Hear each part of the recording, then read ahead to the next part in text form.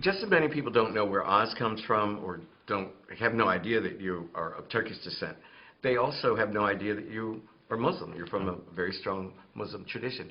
How does the Muslim religion affect your identity or sense of yourself? You know, I've struggled a lot with my Muslim identity, in part because within my family there were two very different perspectives on it. My mother's family is a very secular family. They're very proud that they're secular Turks. And by that I mean, and for people who don't study how religion plays roles in other countries, in America we have gotten very comfortable with the division of church and state. Our religion is very dear to us, it's precious to us, but we don't look to our political leaders to give us religious insights. That is a departure from the norm in Islam. Islam is a religion, but it's a law. And so it is very often, in fact, in almost every country but Turkey, they are integrated. So your political leaders are your religious leaders. And so in Turkey, there was a separation made. It was a very painful event. The caliphate, who was the pope of the Muslims, was thrown out of Turkey. Imagine deposing the pope in order to free your country to grow, which is what Ataturk had as a vision.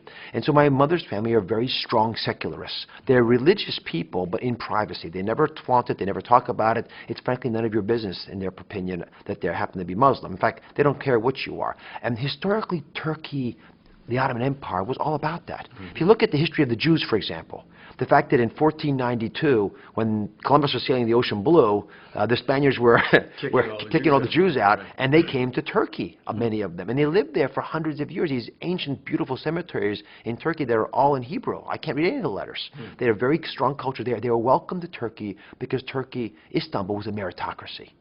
The country respected the ability of Jews and Christians to come and thrive in Istanbul. And that, I think, is what my mother's side of the family revered. They felt, and even the Nazis, when they were persecuting the Jews in the Second World War, they fled to Istanbul. My father, who was educated at Istanbul University in the 40s, probably got the best medical education in the world, because they had been able to collect all these spectacular physicians from Central Europe, most of whom were Jewish, to teach them for just a few years before they finally went back to their own countries, or to Israel, or to America.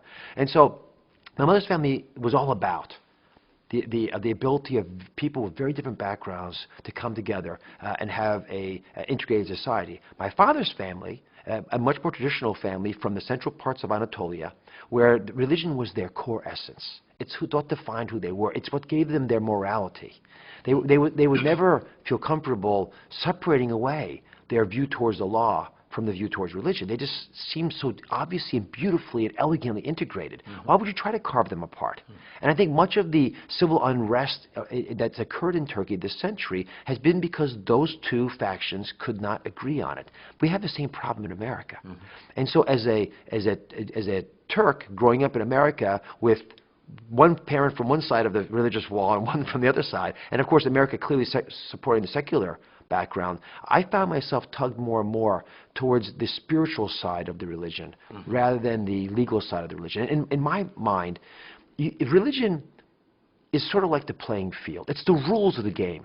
The field is 100 yards by 30 yards. You're going to have hash marks every 10 yards. You know, those are just the rules. The actual game, when you actually engage other human beings, that's a spiritual connection that defines my religiosity, who I am, and my relationship to God. And that is something that I have found not just in Islam. And, you know, my father's family is from Konya, that area, which is like being from Nashville. You know, in America, it's the Quran Belt. so the whirling dervishes were there, and they were Sufis, these whirling dervishes. And although my father's family is not strictly speaking the Sufi order, that's the order I resonated to, because it was much more mystical, much more interested in taking away the 99% of reality that we think is there, and looking at the real important 1% that's beneath that veneer, the true connection with God. And I have found that not just in the Sufi insights into Islam, but in my wife's religion. Because although she's Protestant, she's a follower of the Swedenborgian Protestantism. And Swedenborg was a man, he's called the Buddhist of the West. But the Sufis would revere him because he was all about the connection. If you look at the Mevlana, if you look at the great poets of that tradition, they were speaking about the reed that cries in the wilderness because it's been cut away from the stalk that led to its connection to the God that you always seek connection to. And that's my perspective on religion, and it's covered so beautifully in Sufi Islam. But when you get caught up into the religious, legal aspects of religion, it frustrates me to no end.